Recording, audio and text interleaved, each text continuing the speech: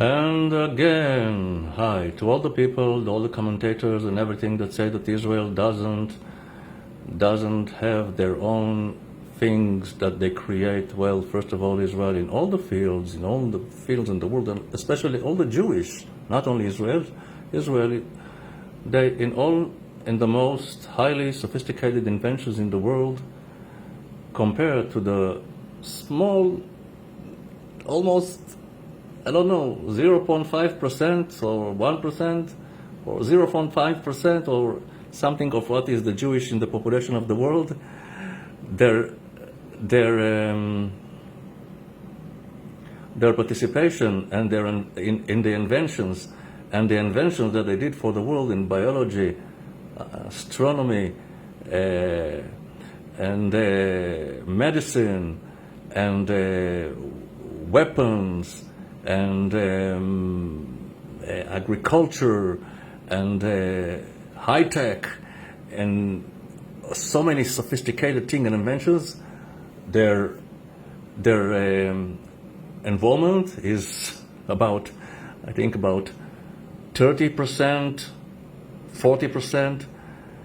In fact, in everything that all the people, even the haters of Jewish and Israel, anti-Semitics, crazy, barbaric, all the cholera people, all those people, even if they want or they don't want, in their daily lives they are using many things that there is an invention, Israeli invention, Israeli chips, high-tech components in everything that they do. Okay. Now, to the people that say that Israel is not inventing things, etc., etc., of course, on the 7th October, it was something that will be need to investigate it, and of course, you can say that they caught us because of all kinds of inner disputes in Israel. They caught us with in a situation of complacency and indifference, something like this. We can say that, if these are the right words. And of course, this horrible government that there is now in Israel, with Benjamin Netanyahu and all those crazy people, that none of them is fit to sit in his chair. I would send them to the other world. I would send them to eternity. But Israel, let's say about just a part of the inventions. Let's see here. שיתקו לנו את כל מערך המצלמות. הם שלנו לא נגד המטוסים, הם נלחמו נגד השעננות הישראלית, על מה שבאופן ישיר, וישראל הבינה את זה, אז לכן אנחנו במשך עשרות שנים פיתחנו את מה שנקרא מערך ההגנה הרב-שכבתי. זה בעצם a system of defending multi-layer. אוסף של מערכות שכל אחת מגבה את השנייה, כל אחת מתמודדת עם איום במרחק אחר ממדינת ישראל. Each one handles a different threat in different distance. Of course, all of them are expensive. שונה והכי רחוקה נקראת החץ 3. בטח שמעתם על המונח הזה שנקרא החץ, אז החץ 3 נותנת הגנה על טילים שהם מחוץ בעצם לחלל. The arrow tree is an Israeli invention which handles threats, ballistic missiles in the space. It meets the missile that's sent by the enemy. It waits for him, and then it targets him. It doesn't even have explosive, but it targets him and eliminates him in space. היא מיירטת אותה מחוץ לחלל, במרחק של 2,400 קילומטר ממדינת ישראל. In a distance of 2,400 kilometers from the state of Israel. בגדול בא להתמודד עם איומי מאיראן. בין הישר. כן, נשק אטומי, ביולוגי וכימי. זה בעצם אחר. Atomic weapons, chemical weapons, and biological weapons. The arrow tree. 3. הלאה, יש לנו את השכבה הרביעית, השכבה השנייה, שזה בעצם החץ 2, לאיומים של Second layer, the arrow 2. 1,500 קילומטר. Distances until 1,500 kilometers. השכבה השישית זה קלע דוד, לעד 3. The other one is the David, in Hebrew it's called Kela. Let me see. It's called David Sling. 300 קילומטר, והשכבה This is on distances until 300 kilometers. רביעית כולנו מכירים, כיפת ברזל. And the last one, the Iron Dome. עכשיו, כיפת ברזל עושה עבודה מדהימה. It's doing היא עושה a את great זה job. בצורה מצוינת עד משהו כמו מעל 90% דיוק More than 90% accuracy בעשור האחרון, in the last decade. ומרחק של 70 קילומטר ממדינת ישראל, And in distances to 70 kilometers from Israel. אבל יש לה כמה חסרונות. But it got ואנחנו some, ראינו, נכון? it חיסרון? got some disadvantages, but in general, it's an amazing system. הראשון זה מחיר. טיל תמיר, אוקיי? הטיל המיירט שלה, עולה משהו כמו $50,000. One of them is the price. Each missile of the Iron Dome, $50,000, compared to the primitive things that the Hamas are doing, like, for example, it can cost $300. לירות. כאשר היא בעצם... זאת אומרת, כל פעם שאני רואה משהו יוצא זה $50,000. סולק, חמאס סולק אותך $50,000. זה בדיוק מה שקורה. והם נסלקים $300. Now, let's continue. אוקיי, $1,000. זה כאילו... זה ראשי תיבות טיל מיירט. ואתה יודע שאם אתה מעמיס את המערכת, אתה רואה בבת כך טוב. מערכת מגן אור. בואו נסתכל שנייה על הדגמה קצת. Now, for years and years, Israel is working on the light defender. And it's going, and it's getting more and more and more better. צרה של איך היא נראית. אוקיי. Target launched.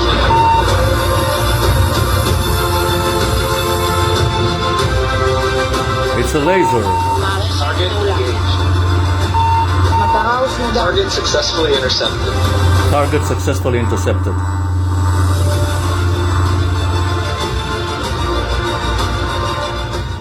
אז מה ראינו פה בעצם? בעצם מגן What אור we זה saw תותח here. לייזר, It's a כמו לייזר כזה laser שכמו cannon. מלחמת הכוכבים. בול, כמו מלחמת הכוכבים, Like שיודעת Star Wars, לטפל like. באיומים של עד 7 או 10 קילומטר, בעלות אפסית, $1,000. It handles threats up to 7 and 10 kilometers with almost no cost, almost. That's about $300. $1,000 ליירוט, אוקיי? היא בעצם משגרת For each קרן time. לייזר שאנחנו More or לא less. רואים בעין הבלתי מזוינת. Sending a laser הקוטר שלה that זה כמו we don't see. קוטר של 10 שקלים, ויודעת בעצם לחמם, זה כמו מיקרוגל נקודתי, שמתביית על מטרה, אם זה כטב"ם או זה טיל או רקטה, מחמם אותו בצורה נקודתית עד שהוא מתפוצץ, או פשוט נשבר. אז ככה היא בעצם עובדת. יש שמועות שכבר משתמשים בזה קצת. אז זהו, היא אמורה להיות מבצעית ב-2025, אבל It's going to be operational at about 2025. קיבלנו אישור משרד הביטחון, בעצם לבחון אותה כבר במבצע הזה. זאת אומרת, And they got authorization from the Defense Department to try it even in this war already. היא כבר מנסים אותה, אבל יש חיסרון מאוד מהותי במערכת הזאת. מה לדעתך יכול להיות החיסרון? הטווח אולי, הטווח... גם הטווח יחסית קצר, וגם תחשוב שיש אובך ושיש עננות. תקעת אותי מזג אוויר ולא ידעתי את התשובה היום. So one of the not good things about it, it's that the range. It's up to 7 or 10 kilometers, and if there is dust or cloudy weather, this can interfere. זה שיימינג. כן, נכון. שיימינג. אפילו חשבתי על זה, זה דני רופ. But when the weather is not good or cloudy or dusty, then the Iron Dome will get into action in those specific times. And in the future, they will do the light protector with a laser, that it will be efficient against tanks and against vessels in the sea. Now let's see an illustration how the light defender is going to work. Let's see here, for example, we see here a murderer terrorist. בואו נעביר. הנה. הנה, מעולה. הנה, זה יש לנו פה איום לדוגמה. זאת מערכת מגן אור שתותקן על נגמשים, על טנקים, בהמשך גם על כלי שיט, וככה זה בעצם מטפל באיומים האלה. אז יהיה לנו מנגנון להתמודד עם הדברים האלה. אני רוצה ברשותך לקחת אותך עכשיו, קצת דיברנו על הרג ועל נשקים, בוא נדבר על משהו קצת יותר מחמם לב, ואיך אפשר לחמם את הלב.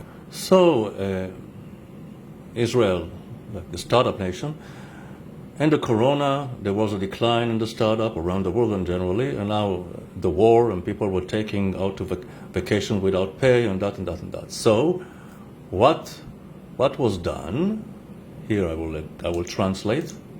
אנשים איבדו את מקום העבודה שלהם במקרה הרע, ולתוך המציאות הזאת And into this reality, נכנס הסטארט-אפ הישראלי Retrain AI, got in the Israeli startup Retrain AI. שבעצם עוזר לנו להפוך את המשבר הזה להזדמנות. It's helping us to turn this crisis into how do you say it? Into a chance, into something positive, תראה מה הם עשו, הם הקימו אתר, והריצו שם אלפים של משרות. They did a site and they concentrated there thousands of jobs in the high-tech world. אוקיי? בעצם הם פיתחו גם איזה AI, בינה מלאכותית, שלומדת את העדפות שלנו ואת הניסיון שלנו, ויודעת לשדך לנו, להתאים לנו אפיקי תעסוקה, או הזדמנויות תעסוקה. אתה מזין בעצם מי אתה ומה אתה, אולי גם את ה-CV שלך. כן. הוא עם בינה מלאכותית, הוא יודע להתאים לך את מקום העבודה. בדיוק. And this startup, it's analyzing different, but with this startup, with the AI, it will find you the perfect job that is compatible with your qualities and your intelligence and generally your qualities and your abilities. Okay, that's for now.